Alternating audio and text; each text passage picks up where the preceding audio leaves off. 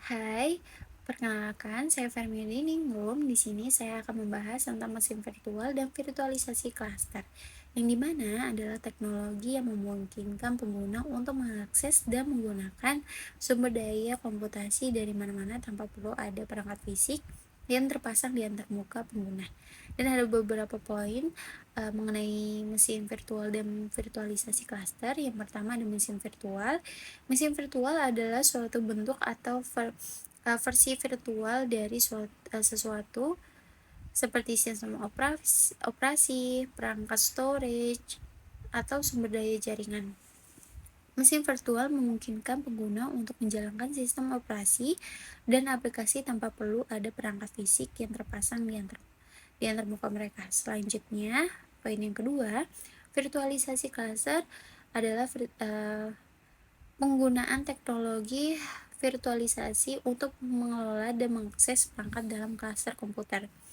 Virtualisasi klaster memungkinkan pengguna untuk mengakses dan menggunakan sumber daya komputasi dari mana-mana tanpa perlu ada perangkat fisik yang terpasang di antar muka.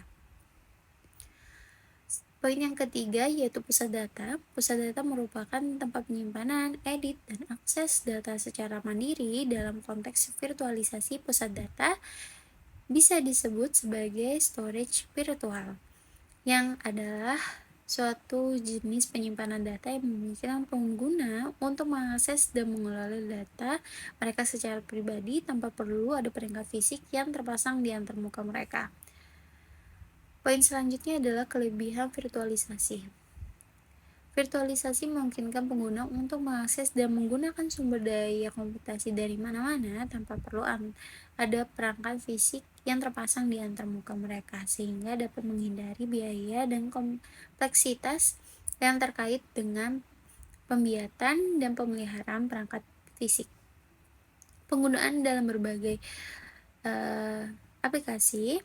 Virtualisasi klaster dan mesin virtual dapat digunakan dalam berbagai aplikasi seperti HPC, High Performance Computing, simulasi dan perangkat lunak berbasis paralel, dan layanan komputasi cloud. Meskipun virtualisasi klaster dan mesin virtual menawarkan banyak keuntungan dan ada juga beberapa batasan yang mungkin mempengaruhi pengguna ini, seperti keterbatasan teknologi dan batasan hukum yang mungkin mempengaruhi kegunaan teknologi ini. Sekian, itu saja yang bisa saya sampaikan. Terima kasih. Saya ucapkan itu saja yang bisa saya sampaikan. Saya ucapkan terima kasih.